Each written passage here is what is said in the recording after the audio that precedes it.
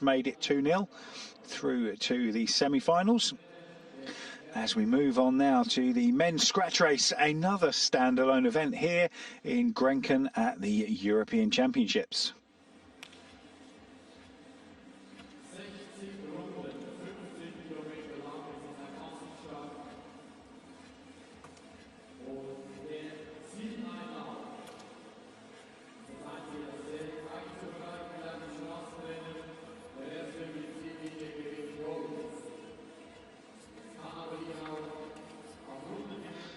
So a star-studded field here for this scratch race.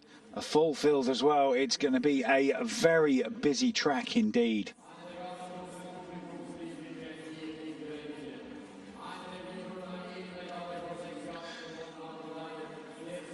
Next up here in Grenken, the men's scratch race. Again, another standalone event. Part of the Omnium, but the men's Omnium not up until tomorrow. So this is just first rider over the line wins, and a full field and a very high quality field as well. The highlights: Gladish from the Ukraine, Moravedri from Spain, Tristan Margay from Switzerland, Rostostev, who took out the elimination race earlier on, Rotem Tina from Israel, who's ridden most of the events that we've seen so far, had a little spill in the elimination race but got back up, Morgan Niski, multiple world champion from France, as you're just looking at Moravedri from Spain, another previous world champion in the points race and the Madison, Rhys Britton going for Great Britain, Tobias Hansen, one of the team pursuiters for Denmark, taking the start as well after their successful ride last night. JB Murphy from Ireland getting up again after a great points race last night, where he was unfortunate to, I think, came in about 7th or 8th in the end, but was up there for most of the race and really did benefit from some lap gains early on. Schmidbauer from Austria, Theo Reinhardt, World Madison champion from Germany, and Rui Oliveira from Portugal. So this, Callum, is going to be one rip-roaring scratch race, as we're seeing Tristan Margay just saying hello to, I'm guessing, his son. It's a very high-quality field we've got here tonight, so it's going to be a very fast overall time. So really looking forward to seeing what Rhys Britton can do. Under 23 European Madison champion, so by all means not an unknown quantity when it comes to this race. So hopefully we'll see some good results there. And also good to see the Israeli team here as well. They've really put a significant amount of investment into both track and road cycling as part of the Israel Startup Nation. I know a few of the coaches that have moved over there to try and bring them some track as well as road success. Theo Reinhardt on your screen there, 60 laps, 15 kilometres, will be one neutralised lap. We won't see the same sort of pace that we see at the start of the elimination race, as it's nowhere near as important to be near the front. But as we said, full field here, Callum, 28 riders. Yeah, it's great to see, and I've got little goosebumps knowing this one's going to be quick, and it's always good when you see such a high quality field and you know that people are going to be pushing themselves to the absolute limit. So don't forget, this event, not part of the Olympic programme, does feature in the World Championships, also part of the Omnium, obviously. And it's a race where, you know, anything can happen, and usually does. It's generally a lottery, but you've got to buy a ticket to win it, and you can really you can get it very wrong, can't you, Callum? You need to gamble with your gearing and pick what sort of race you want to have. Exactly. I've spoken to many frustrated riders after a scratch race where they haven't quite analysed the race beforehand as ideally as they would have liked. You know, as you say, picking the wrong gear, having the wrong strategy. Quite often when you make a move, you have to give 100% commitment, and if you get it wrong, it's quite difficult to come back from that. Yeah, and also, you know, all the analysis. Analysing in the world at the start of the race, if you gamble on it being a one-hit wonder sprint race and it becomes an attack fest, you just can't control that. Exactly, and that's where we used to see, Volikakis, kind of a Greek rider who I don't think is riding today, used to pin his flags to the mast because he was a former sprinter and liked to compete in the scratch races. His tactic every single time was just to follow the most dominant rider in this race and hope that it ended up in a sprint at the end. Well, here's a little known fact that you probably don't even know. Craig McLean was 20k scratch race champion once upon a long time ago. Oh, really? At what level? British national champion. Oh, I was going to say I've been Scottish scratch national champion, and and maybe it would have been the same event as that. But in the lower leagues, it's good to not get too narrowed down into one discipline. And if there's any young cyclists listening now, go for every single kind of form of cycling that you can possibly do. Don't limit yourself to one thing when you're growing up. Well, another little known fact you probably didn't know is that I once beat Chris Hoy in the national points race. No, I can believe that. Probably before you were born, but never mind. So as we move on, 54 laps to go. Absolutely nothing's happened yet. The pace is pretty benign. You can see riders at the back just deciding to not even stick their nose into the wind. You know that the pace isn't on when riders are quite happy to sit on the front and do quarter of a lap or half a lap turn. And that's exactly what we're seeing at the moment. No one deciding to attack. They know that this is going to be a war of attrition. It might only be 60 laps, but you can really make a lot of people hurt in 60 laps. Exactly, and they'll all be thinking now who's going to blink first, who's going to make the first attack, who's going to ramp up the pace and really take control of this race. JB Murphy swings off the front there. He's had a busy couple of days. He'll have some tired legs, and then, as you see at the front, everybody decides to not do a turn. 4 riders swing up the track. Reese Britton then comes off the front, hands over to Denmark. So Tobias Hansen does a full half lap, or just a little bit short. Exploits last night in the team pursuit, as we said. So he's got 2 rounds of the team pursuit in his legs as well. And you find that, don't you, at the Europeans, Callum? A lot of riders do double up and even treble up on the events that they ride. Exactly. There's plenty of riders here who have an absolutely packed schedule, and the touch paper's been lit, maybe. Yeah, and no great surprise that it's Moravedri of Spain putting the attack in. If you're looking for someone that's going to attack on a regular basis, it's generally he and the Spanish that do try to light the race up. We've only had 10 laps of racing, and it's then calmed down, the pressure's come off. I mean, it's still moving along on the front, but no one wanting to do a big turn on the front, and then the pace just drops back down again. So the Italian rider swings off fairly quickly, not keen on turning his legs too hard, and then hands over to the rider from France. Double turn with the Czech Republic, Daniel Barbour, getting off the front as well. And it sounds a bit counterintuitive to split these riders into sprint endurance riders and just pure endurance riders, but the endurance riders want the pace to get high to make the more sprinter endurance riders suffer more, so that they've got a better chance when it comes to the finish. So I'm sure we'll see the tactics get laid out pretty shortly. As you can see, long line of riders at the bottom of the track. A couple of riders we haven't even mentioned yet doing a very good job of hiding. Lindsay van der Velde of Belgium, not hit anywhere near the front at the moment, in 4th place on the wheel of the Italian rider at the moment. It'd be interesting to see if he takes a turn or if he does just get off the front straight away. So off the front for Italy and Belgium, handing over to Morgan Kniesky of France. World champion on multiple occasions. JB Murphy from Ireland in the green, now taking over on the front of the bunch. I think this is turning into one of the most conservative scratch races I've seen, Tony. Yeah, it's pretty cagey at the moment. No one wanting to do a turn on the front. The one attack that did happen lasted all of about half a lap, as Russia now, this rider from Russia, Rostostev, had a great elimination race the night before last.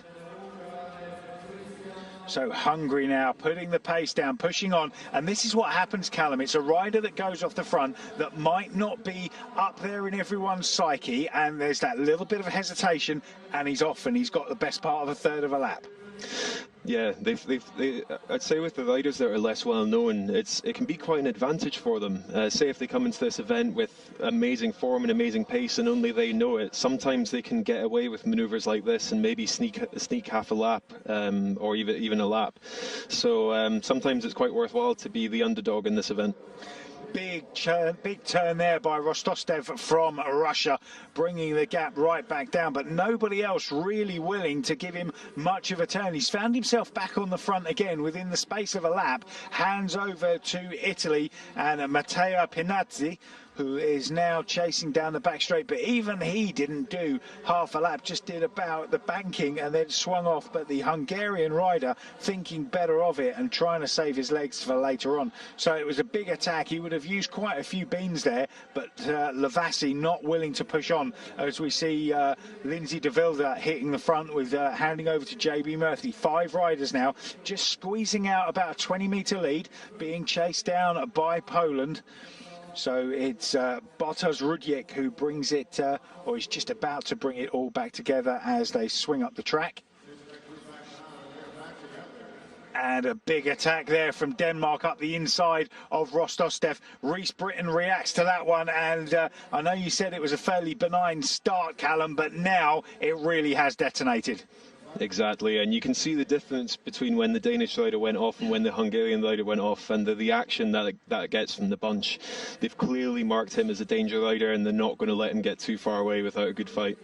Well, the Danes massively on the up the last few years. It was, you know, when the Olympics was cancelled last year, they were absolutely gutted because they feared that, you know, they had lost their chance. And, you know, we did see that they got undone by the Italians in the team pursuit. But the Danes have been up there for a number of years now in the team pursuit. They were coached quite some time ago by Heiko Sazvedel, who I know you know and I know as well, and sadly passed away this week. And we've already mentioned what a great loss that is going to be to the cycling community, and that's been echoed around this track with everybody that you've spoken to. Yeah, obviously our thoughts go to Heiko's friends and family, and it's a great loss for the sport. One of these guys who was at every single event and always there with a smile on his face, and usually something quite unique to say, but a tremendous character and a big loss for the sport. But the Danes are definitely on the up, and with the help of some British expertise as well. So Dan Bingham, the aerodynamicist and rider for Libel Weld Tight, has been working with them quite a lot, as well as Johnny Mitchell, a Scottish sprint coach. So JB Murphy brings it all back together. Ukraine swing up the track. Belarus not really interested in doing a turn. Reese Britton then sticks in half a lap and hands over to the rider from Portugal. And that's not Denmark finding themselves on the front there. It was Belarus, and Lindsay de Wilde just again swings off the front. Reese Britton not willing to put in a turn this time round. And you can see there the rider from Switzerland, Tristan Margay, very good 6-day rider, being attentive, will have the home crowd, all of it is on his side. But Lindsay de Wilde from Belgium, and again, Callum, this is something that can be dangerous, can't it? You just find yourself off the front, you've got 20 metres, everybody leaves you there, and then you put the gas down, and that's it, you're away. Exactly, and I think that's they've obviously not marked him as closely as they should have done, and he's building a credible advantage, and maybe he'll have a few other riders to support him along the way. I think it's Theo Reinhardt from Germany who's trying to get across to him, and if he does get across there, that'll be a really strong lead group. It is Reinhardt indeed who's trying to get there, but de Wilde, you can see how strong he is. He's managing to keep Theo Reinhardt 20-30 metres behind him and keep the pressure on. You can see riders getting lapped as well, so that tells you how hard this race has been since about 45 laps to go. So 20 laps we've had of out-and-out war after the 15 laps of a little bit of neutralised. Yeah, exactly. They reminded us a bit of a 6-day where it's a very gradual start, and we introduce all the riders and then they finally kick off into some action, and that was a similar start to this race, but the pace is really getting up there now. Yeah, riders being forced to withdraw if they've been lapped. The judges deeming that they're not going to be able to get back into the race. Kornilos from Latvia it was, who's been called off the track. There's another rider there on the inside of the track as well. And you can see Rostov there from Russia trying to put the pace on, trying to bring this one back together. JB Murphy being quite attentive, but that's the chase group you've got there. So we've got 4 riders out in front at the moment. Reese Britton made his way across there. Tara Reinhardt, Lindsay de Wilde, who instigated the attack, not being able to stay on the wheel of the rider from Portugal, Rui Oliveira. So Oliveira now pushing on, looking for Reese Britton, doesn't want to go it alone, wants some help. Reese Britton trying to get across to him, not able to get there. Oliveira pushing on. We've got a chase group of about 8 riders and then the main bunch in the home straight. So this race is spread all over this Grenken velodrome. And we can see that pumped up energy that everyone was waiting to unleash come to fruition now in this race. We've got bunches all over the track, different alliances being formed, but still very rapid, and I expect it to get even quicker as we get towards the end. So Oliveira here doing a great job, about a third of a lap off the back of the bunch. He'll be able to see them. The chase group there just coming through your picture. I think the bunch are going to get back up to that chase group, and that might just mean the pace comes off and Oliveira gets a little bit more added to his lead as he tries in his attempts to get a lap gain. Rui Oliveira, with just 18 laps to go in the men's scratch race, can see the back of the bunch. He's got about 50 metres until he gets here. There was a chase group that was so close to bringing him back with Teo Reinhardt and Reese Britton, but they didn't get there and very quickly absorbed back into this group. And Oliveira now looks like he's going to take the lap gain. The bunch have gone up the track, and Callum, with just 4 kilometres to go, it looks like he's secured this one, bar anybody else taking a lap, as we can see the Netherlands now trying to do just that. Amazing work from Oliveira, and Reese Britton will be kicking himself for not managing to get on his wheel and following him for that Herculean effort. Yeah, because he was with him, wasn't he? They were together. And then when that chase group got absorbed, very quickly, Oliveira built his lead and went away and took that lap gain. So, yeah, there will be a lot of riders in that bunch kicking themselves. I said he's got it pretty much nailed on with just 4K to go. This lap gain by the rider from the Netherlands is going to go very quickly indeed. So Vincent Hoopzak is going to probably take the second lap gain unless there's a real change in the bunch. And you would expect to see Oliveira get to the front and try and drive it on to stop him getting that lap gain, but I think that moment's passed. Yeah, Oliveira's not home free now. He'll know that the Dutch rider's close to making that lap and that he needs to compete and make sure that he finishes ahead of the Dutch rider to win. Dutch rider is starting to get a bit of aerodynamic advantage now, so hopefully he's able to make that lap gain stick. So 3 riders just squeezing their way off the front with 10 laps to go the next time they cross the finish line. Netherlands just having to come around the outside of a lap rider. He's not quite there yet. He's just about 10 metres off the back of the bunch. Oliveira, we can't see him at the moment at the front. The Ukraine with Poland, and then Moravedri from Spain.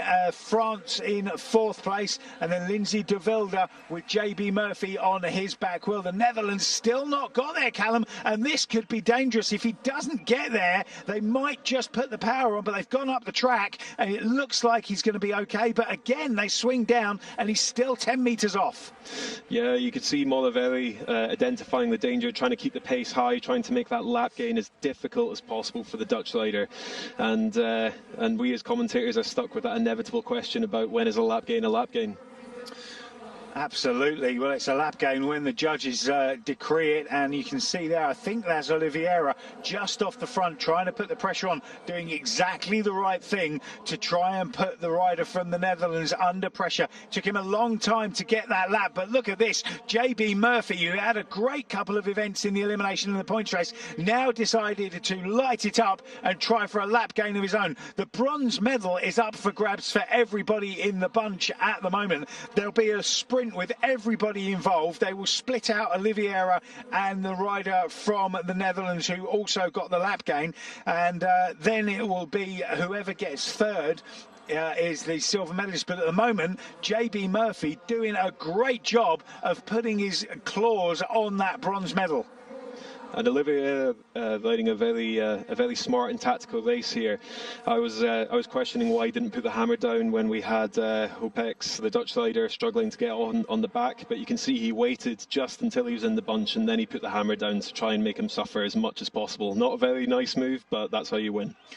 It's not about winning, friends, it's about winning bike races. And there's Hubzak in the bunch, not able to respond to the attack. Oliveira won't be bothered about JB Murphy off the front here. He'll let him go, happy that he can take the bronze medal. He's only worrying about Hubzak from the Netherlands. And at the moment, JB Murphy doing a fantastic job of looking like he's going to take Ireland's second medal of these championships. Paul Manning, Bernard to his friends, taking over the running of that nation, and it looks like at their first major competition he's secured 2 bronze medals with a couple of days still to go. So up to the line, the bell for the main group has already been rung, and it looks like Oliveira takes gold.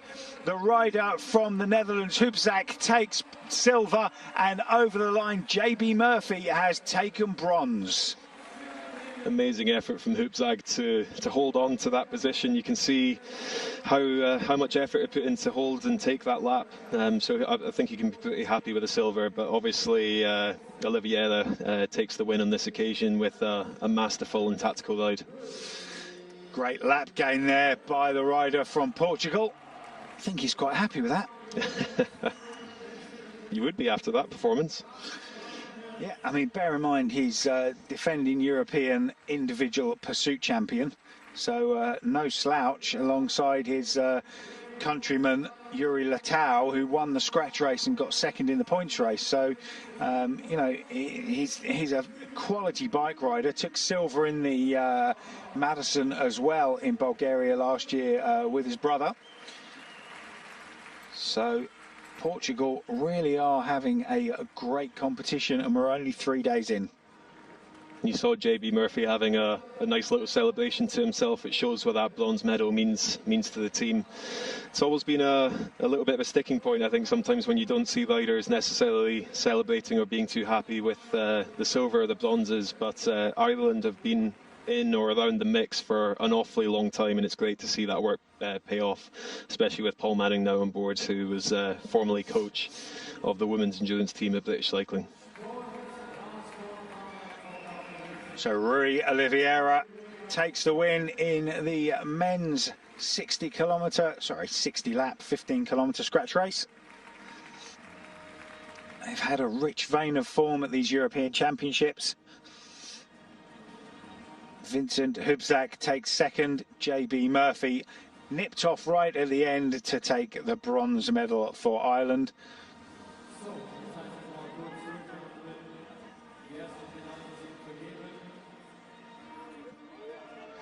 Reese Britton involved in the early moves, but comes in 15th place. There's an argument that once the medals have gone,